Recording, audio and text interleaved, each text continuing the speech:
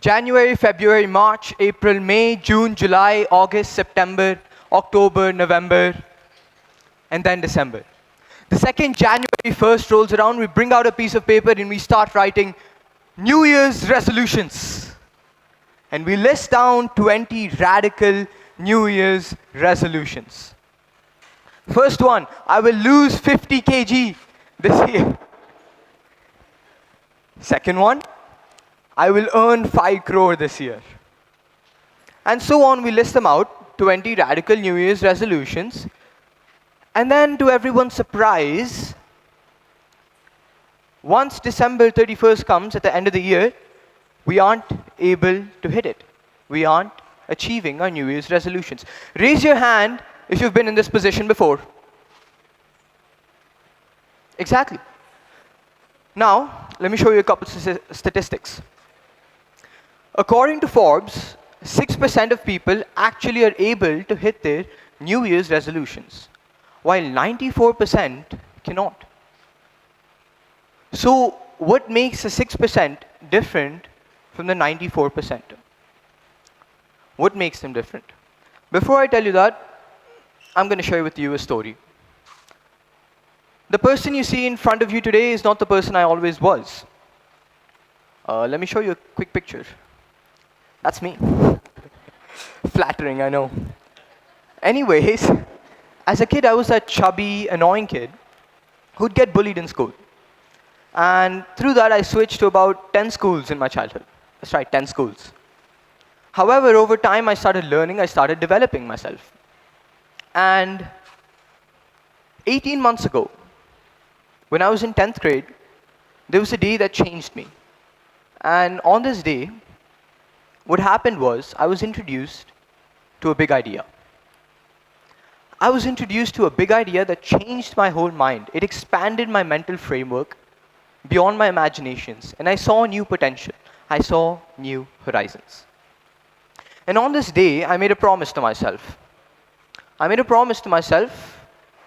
this is the promise. I told myself that in my life, I would be a multi-millionaire. I would be a multi-millionaire.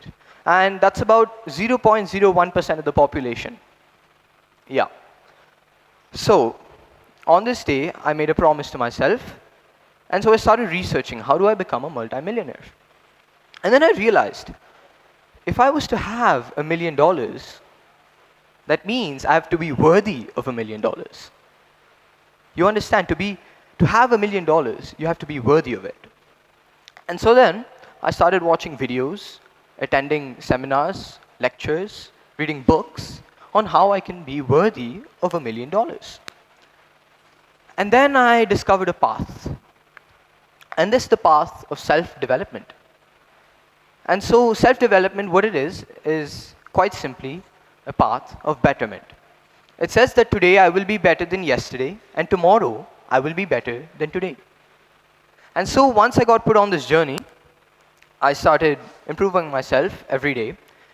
And I found out that there was a law that governs every single one of us subconsciously. There's one law that changes our life beyond our imagination. And this law is called the law of compounding.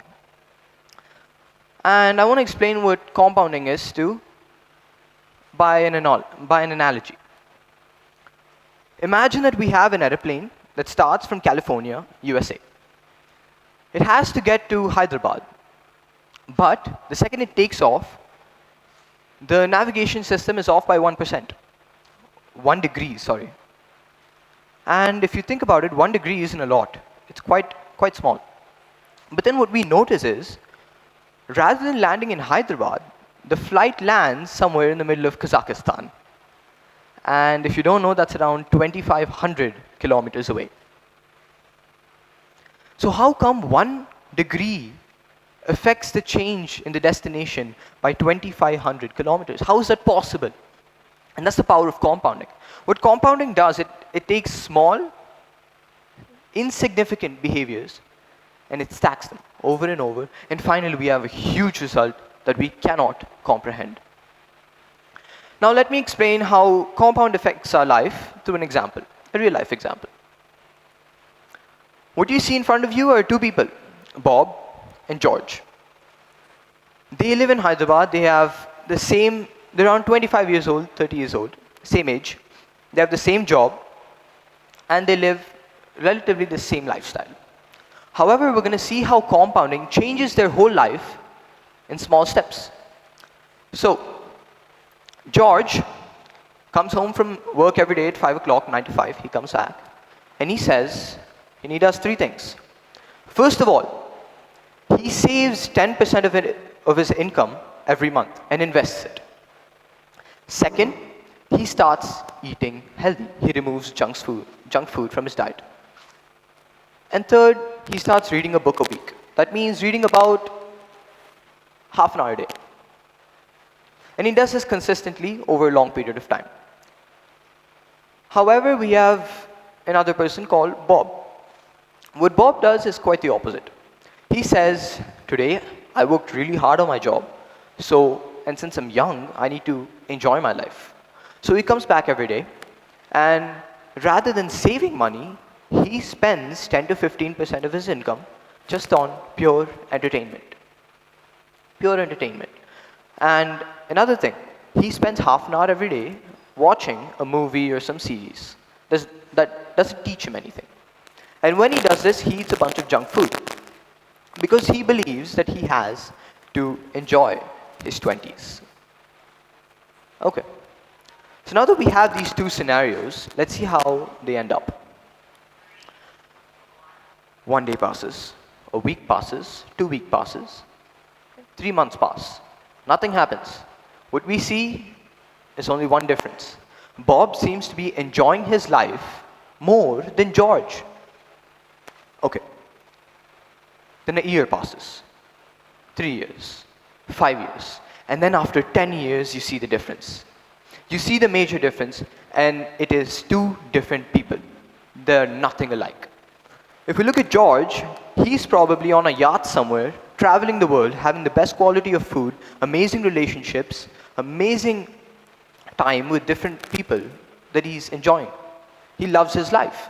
Why? Because he saved his money, financial freedom. He read a lot of books, education.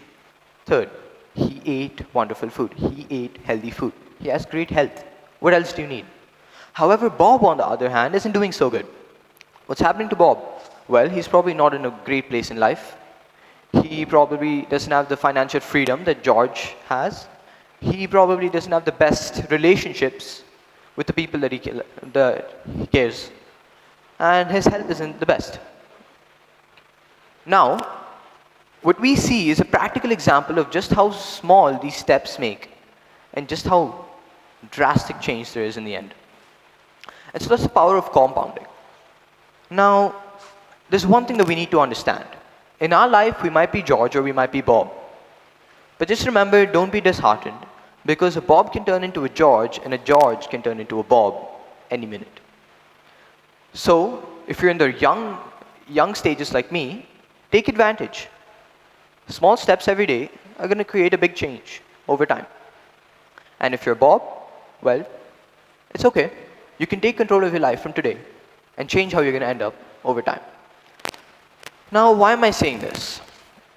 Well, remember how I talked about how only 6% of people actually hit the New Year's resolutions?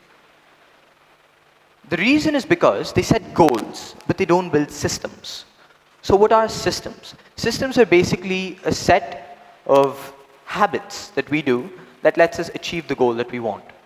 So imagine this, you're trying to climb a mountain, right? You set the goal up here, how are you going to get there? You can't teleport, that's not how it works. You have to build a path and actually walk up. So when you set a goal, make sure that you're building a system, because a system is what allows you to get there. And systems are things that are repeated every single day. And systems are habits. Habits are just repeated sets of behavior every single day that dictate how our life goes. Did you know that the biggest indicator for success in a person's life is their behaviors, their habits? And so, how do we take advantage of these habits to propel ourselves towards the life that we want? Well, let me explain the science behind a habit. Scientifically, there are 4 parts of a habit, and here they are. First, it's the cue. The cue is the part where the habit gets put into motion. So imagine we have a bomb, okay? How does the bomb explode? Well, it doesn't go off by itself. We need to light it. The lighting is the trigger. So it puts forth the motion and lets the habit actually start. Second, we have the craving. The craving is the part where we want to desire. It's the part where we have self-restraint and we try and use discipline to stop ourselves. This part is highly related to dopamine, which is our happiness hormone. Third, we have the routine. The routine is basically the action that you perform. And finally, we have the reward. The reward is something that tells us, do it again. And so now that we know what the 4 parts of a habit are, how do we take advantage of it? There's a system that I developed called TPR. TPR means tracking, priming, and rewarding. And using these 3 methods, you can basically build any habit into your schedule, into your daily life flawlessly. And you can take it out. If it's a good habit, build it in. Bad habits, take it out. Quite simple. So, tracking. Tracking is the first thing that you have to do when you're trying to break a bad habit. So, what is tracking? Tracking basically, okay, let's say we have a bad habit. Get out a piece of paper, first of all, and write down exactly what happens when you do the bad habit. So write down what it is, how you feel before, how you feel afterward. Write down the location, time, and anything that's related to the habit. Describe it in pure detail. And do this for a week or something. And what you'll notice is you'll start seeing similarities. And these similarities are the cues. And these cues tell you this is how the habit started. And what this does is it increases awareness around the habit. And research shows that just by increasing awareness around a bad habit, you drastically reduce your chances of again performing the habit again. So good on you. If you started tracking, wonderful, because now you created awareness. Next, we have priming. Priming is basically taking advantage of the environment around you. So let's say I'm a junk eater and I'm trying to eat healthy. What do? First, what I'm going to do is I'm going to remove all the junk food in my house. And I'm going to replace it with healthy alternatives. And what I'm doing is I'm reducing friction. I'm removing the obstacles in the way so that it's easier for me to win and harder to lose. That's all priming is. It's taking out the obstacles and creating a path for your success and making it hard to lose. Next, we have reward. Always remember, it's super important to reward ourselves when we do something good. And it's super important to punish ourselves when we do something bad. So if you did something good, reward yourself immediately. Don't keep it off, do it then, because that tells your mind, do it again. However, if you did something bad, punish yourself. So if I ate a donut that I wasn't supposed to, here's what I'm going to do. Get down 20 push-ups now. What that does is it tells your brain, donut, pain, don't do it again. Simple. So when you do that, you start training your brain to enjoy the good stuff and hate the bad stuff. And so when you do this, when you implement this method of TPR, tracking, priming, and rewarding, you can easily build habits into your life that sustain for a long time, and you can use the power of compounding to your benefit. Now, before I leave, I want to share one thing with you guys. One thing. And I think this is going to change a lot of people. It's the big idea that I talked about earlier. This big idea was introduced by a person named Jim Rohn, who is a favorite entrepreneur of mine. And it's a question. The big idea is a question. And here's the question. The question is, why not you? Why not you? And it's a question that we all have to ask ourselves. Because I remember as a child, my mother used to ask me, what do you want to become? And I said, I want to be an astronaut. I want to be an astronaut. And the reason I said I want to be an astronaut is not because astronauts are high status. It's not because they get paid a lot. No, it's because I want to see space. I wanted to see the Earth from far away. But what happens is over time, we start limiting ourselves. We say to ourselves, I can't do it. There's no one else that did it, so why can't I?